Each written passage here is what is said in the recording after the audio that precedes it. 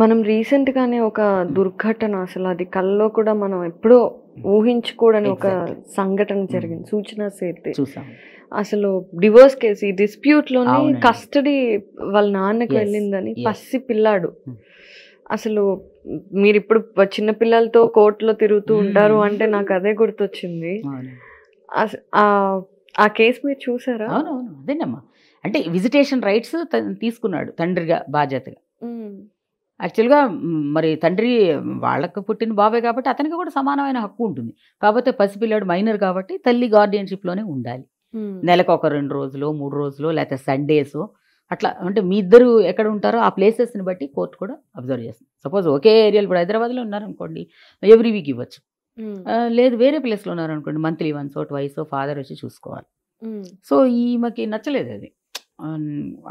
ఆ యాంగ్విష్ ఏదైతే కోపం ఏదైతే ఉందో భర్త మీద, అది పిల్లాడిని చూపించడానికి వీల్లేదని దాని మీద అలా చేసిందనమాట. దానివల్ల పాపం. క్రూయల్టీ ఎంతకన్నా ఏం లేదు. కరెక్ట్. సో ఇప్పుడు మనం మాట్లాడుకుంటే ఇప్పుడు ఏదైతే మనం ఇప్పటి వరకు డిస్కస్ చేసామో ఇందులో మీరు చెప్పిన పాయింట్స్ అన్ని చాలా కరెక్ట్గా ఉన్నాయి. అయితే స్టిల్ ఇప్పుడు చాలా మంది ఇబ్బంది పడుతున్నారు కూడా. ఆల్రెడీ కోర్టు దాకా వెళ్ళిన తర్వాత కూడా ఫర్ ఎగ్జాంపుల్ తీసుకుంటే ఎక్కడో అబ్రాడ్లో ఉండే కపుల్ వాళ్ళ ఇక్కడ ఇండియాలో పెళ్లి చేసుకున్నారు, హిందూ మ్యారేజ్ యాక్ట్ ప్రకారం పెళ్లి చేసుకున్నారు. వాళ్ళు అబ్రాడ్ వెళ్ళిపోయారు, అక్కడ వాళ్ళిద్దరికి పడట్లేదు. వైఫ్ వచ్చో లేదంటే హస్బెండ్ వచ్చో ఇక్కడ డివోర్స్ కేసు ఫైల్ చేస్తారు. సో ఇలాంటి సిచ్యువేషన్స్ మీ దగ్గర కూడా వస్తూ ఉంటుంటాయి. జాబ్ అన్నీ డిస్టర్బ్ అయిపోతుంటాయి కదా. అటువంటి టైమ్స్లో వాళ్ళకి ఏంటి ఆపర్చునిటీ? ఇక్కడ బెంగళూరులో ఇద్దరు సాఫ్ట్వేర్ ఉద్యోగాలు చేస్తున్నారు. చక్కగా ఇద్దరు ఒకళ్ళనొకళ్ళు ఇష్టపడ్డారు, పెళ్లి చేసుకున్నారు, బాగానే ఉన్నారు. వన్ ఫైన్ డే ఈ హస్బెండ్కి ఒక ఆలోచన వచ్చింది, నేను యుఎస్ వెళ్ళాలి అని. అతనికి రాదు వెళ్ళడానికి, యుఎస్ వెళ్ళడానికి. అతనికి అంటే అతని జాబ్ పరంగా కానీ ఈజ్ నాట్ ఎలిజిబిలిటీ లేదు అతనికి. Is not eligible. ఈ అమ్మాయి ఎలిజిబుల్ అనమాట. సరే ఎట్లా కొట్ల ఎంఐని కన్విన్స్ చేశాడు, ఫారెన్ తీసుకెళ్ళి అక్కడ స్టూడెంట్ వీసాలో ఎంఐ ఫర్దర్ కంటిన్యూషన్ ఆఫ్ దీనికి ఎంఐ వెళ్ళింది. ఎంఐ వెనకాల వెళ్ళాడు ఇతను కూడా. వెళ్ళిన తర్వాత అక్కడ అమ్మాయిని వదిలేశాడా? చెప్పా పెట్టుకొని వెళ్ళిపోయాడు. అక్కడికి వెళ్ళాడు. చాలా ఫాస్ట్గా ఐడెంటిఫై చేస్తాడండి. అక్కడ వెరీ గుడ్ థింగ్ ఏంటంటే మనలాగా ఏదో చూద్దాంలే చేద్దాంలే అని కాదు, ఇమ్మీడియట్గా అతన్ని ఐడెంటిఫై చేశారు, పట్టుకున్నారు. వీళ్ళు ఈ పాస్పోర్ట్స్ అన్ని సీజ్ చేసేస్తారు కదా వెంటనే, అటు ఇటు తిరగకుండా అతను. సో ఇమీడియట్గా అక్కడ ఈఎంఐ కోర్టుకు అప్రోచ్ అయితే డైవర్స్ వెంటనే గ్రాంట్ చేశారు. అసలు చాలా షార్ట్ స్పాన్ లో డైవర్స్ అయిపోయారు. అక్కడ ఇక్కడ పెళ్లి చేసుకున్న వాళ్ళు అక్కడ డివోర్స్ అప్లై చేసుకోవచ్చండి. ఎందుకంటే ఇతను అక్కడ ఇబ్బంది పెడుతున్నాడు కదా, ఈఎంఐని వదిలేసాడు. అసలు అంటే అమెండ్మెంట్స్ ఎలా సపోర్ట్ చేస్తే ఇక్కడ హిందూ మ్యారేజ్ యాక్ట్ ప్రకారం కదా వాళ్ళు పెళ్లి అక్కడ కోర్టులో మనం ఇదే వాదిస్తాం అనమాట. నన్ను పట్టించుకోవట్లేదు, నన్ను పట్టుకుని వాడు ఇక్కడికి వచ్చాడు, యుఎస్ వచ్చాడు. హస్బెండ్ నన్ను పట్టుకుని వచ్చాడు, వేరే బట్స్ నాట్ ఎటుపోయాడో తెలియదు, వదిలేసాడు అమ్మాయిని. సో వాళ్ళు ఎక్కడో ఐడెంటిఫై చేశారు, ఇద్దరు మొత్తానికి డైవర్స్ తీసుకున్నారు. అక్కడ మెయింటెనెన్స్ చేశారు. మెయింటెనెన్స్ చేసిన తర్వాత ఆ మెయింటెనెన్స్ కట్టాల్సి వస్తుందని చెప్పేసి అక్కడి నుంచి ఇండియా వచ్చేసాడు. ఆ అమ్మాయిని అక్కడ వదిలేసి కంప్లీట్గా. పాప ఉంది, అయ్యో, ఇద్దరికి కలిపి మెయింటెనెన్స్ వేశారు అక్కడ. సో పర్ మంత్ ఇంత అని చెప్పని వేశారు. అక్కడ ఆ మెయింటెనెన్స్ కట్టాల్సి వస్తుందని అక్కడి నుంచి పారిపోయి ఇండియా వచ్చాడు. సో ఇప్పుడు ఏంటంటే అది అక్కడ డైవర్స్ తీసుకున్నారు కాబట్టి అది ఇండియాలో తీసుకొచ్చేసి దీన్ని రాటిఫై చేసి దాన్ని ఏమంటారంటే ఆథరైజ్ చేయించుకోవడం అనమాట. ఇక్కడ ఆల్రెడీ అక్కడ తీసుకున్నామని ఇక్కడ ఆథరైజ్ చేయించుకుని మళ్ళీ ఇక్కడ మెయింటెనెన్స్ కేసు అక్కడ వర్కౌట్ అవ్వలేదు కాబట్టి అమ్మాయి ఇక్కడ వేసుకుంటాను. ఎంత రాజరంపాన్ని పెడుతున్నారు చూడండి. మరి అట్లా తీసుకెళ్ళాడు, ఈ అమ్మాయితోనే వెళ్ళాడు అక్కడికి హస్బెండ్గా. అమ్మాయిని వదిలేస్తాడు, 3 months వదిలేశాడు. అక్కడ ఎవరినో చేసుకున్నాడు, ఏదేదో ఇబ్బందులు పెట్టాడు, అయిపోయింది. సో ఇలాంటివి ఉంటాయి, అలాంటివి ఉంటాయి, మనం ఏం చెప్పలేము. కాకపోతే మనం సంసిద్ధంగా ఉండాలి అన్నిటికీ కూడా. ఇప్పుడు ఆడపిల్ల కొంచెం చదువుకుని ఉంటే ఎప్పుడు కూడా వాళ్ళ కాళ్ళ మీద వాళ్ళు ఇట్లాంటి కష్టం వచ్చినప్పుడు నిలబడచ్చు. అదే చదువుకున్నాను కదా అని అహంకారం అహంభావం కూడా ఉండకూడదు మ్యారేజ్ లైఫ్లో ఎప్పుడు కూడా. ఈ భరణం, ఈ మెయింటెనెన్స్ ఏదైతే ఉందో ఇది అమ్మాయి జాబ్ చేస్తున్న అమ్మాయి కూడా వేసుకోవచ్చా భరణం అనేది? లేదమ్మా, అమ్మాయి ఎంప్లాయ్ అయితే ఎంటైటిల్డ్ కాదు అసలు. పిల్లలు ఉన్నంటే పిల్లలకి వస్తుంది, పిల్లలు ఖచ్చితంగా వస్తుంది.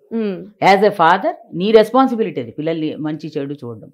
భార్య ఆమె ఉద్యోగస్తురాలు కాకపోతే ఆవిడ కూడా నువ్వు ఇవ్వాలి, ప్రొవైడెడ్. ఇప్పుడు ఆవిడ ఎంప్లాయీ అనుకోండి, మనకి చాలా సెక్షన్స్, లాస్, సైటేషన్స్, జడ్జ్మెంట్స్ చాలా ఉన్నాయి.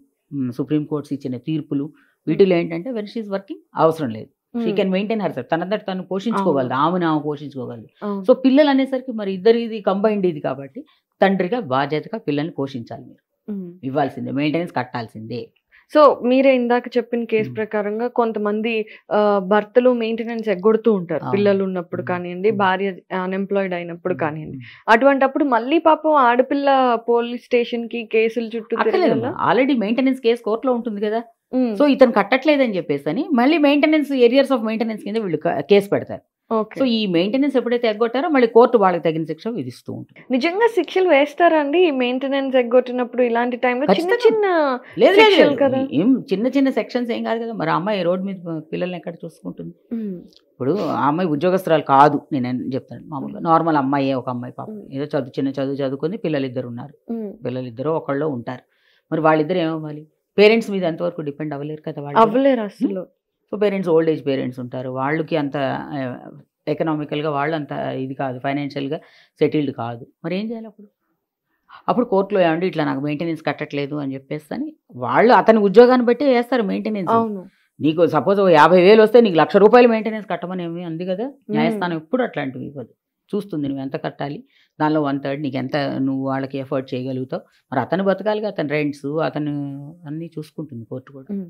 అప్పుడు దానికి తగ్గట్టుగా ఇస్తుంది. ఎప్పుడైతే పే చేయలేదో ఇమీడియట్గా అతన్ని అరెస్ట్ చేయడము, అలా చేయడం. సో అంతవరకు తెచ్చుకోరు చాలా వరకు కూడా ఈ గోళ్ళన్నీ. ఎందుకు అసలే మల్టిప్లై అవుతున్నాయి ఇక్కడ కేసులన్నీ కూడా. ఇంకా నేను మళ్ళీ జైలుకి వెళ్ళడం, ఈ గోలంతా ఎందుకు అని కొంతమంది అలాగే రూడ్గా ఉన్న వాళ్ళు కూడా ఉంటారు. రైట్. ఏదైతే అది అవుతుంది, ఆ అమ్మాయి మీద కోపంతో తనే వెళ్ళిపోయింది ఇంట్లో నుంచి, నేను కట్టాను కావాలంటే నేను జైల్లో అయినా అట్లాంటి పట్టుదల పంతం ఉన్నవాళ్ళు చాలా మంది ఉంటారు. నేను కట్టను, తీసుకెళ్ళి లోపల పెట్టేయండి నన్ను, నాకు ఎట్లాగో ఉద్యోగం పెద్ద ఇంపార్టెంట్ ఏం కాదు, అక్కడే కూర్చొని తింటానది ఏదో అంటూ ఉంటాడు. అట్లా కూడా సిద్ధపడతారు వాళ్ళు. కోపం ఆ ఇద్దరి మధ్యలో ఉన్న ఆవేశం అట్లా అనిపిస్తుంటాను. నేను ఇవ్వను ఆ అమ్మాయికి, నేను తప్పు చేయలేదు, నేను ఇవ్వను ఆ అమ్మాయికి, తనే వెళ్ళిపోయింది, లెటర్ అది వెళ్ళిపోయి నేను అంతే అంట. పాప కోర్టుకు కూడా కష్టాలే ఈ డివోర్స్ కేసులో. చెప్పలేరు చాలా. అసలు ఆ ఫ్యామిలీ కోర్టులో చేసేది పాపం చాలా కష్టం వాళ్ళకి. అంటే వాళ్ళు మేము ఎవిడెన్స్ లీడ్ చేస్తున్నప్పుడు అర్థం చేసుకుంటారు, ఇట్లా ఎవరు తప్పు చెప్తున్నారా, ఎవరు అబద్ధం చెప్తున్నారా. వాళ్ళ చాలా ఇంటెలిజెంట్ గా ఉంటారు కదా జడ్జెస్ కూడా. ఇన్ని కేసులు చూస్తున్న మీదట వాళ్ళు బాగానే అనలైజ్ చేసుకుంటారు. గట్టి గట్టిగా అరుస్తూ అట్లా ఉన్నారనుకో, ఈ అమ్మాయి ఇట్లా పొగరమొత్తుగా ఉంది, సో ఈ అమ్మాయికి అసలు ఫ్యామిలీ లైఫ్ లీడ్ చేయడం చేత కాదు. అట్లాంటివి వాళ్ళకి వాళ్ళు ఈ క్రాస్ ఎగ్జామినేషన్లో మేము ఎవిడెన్స్ లీడ్ చేయడంలో మేము రాసేటువంటి పిటిషన్స్లో అంతా కూడా వాళ్ళు కూడా వాళ్ళ వంతు ఇది చేస్తూ ఉంటారనమాట, అబ్జర్వ్ చేస్తూ ఉంటారు అంతా కూడా.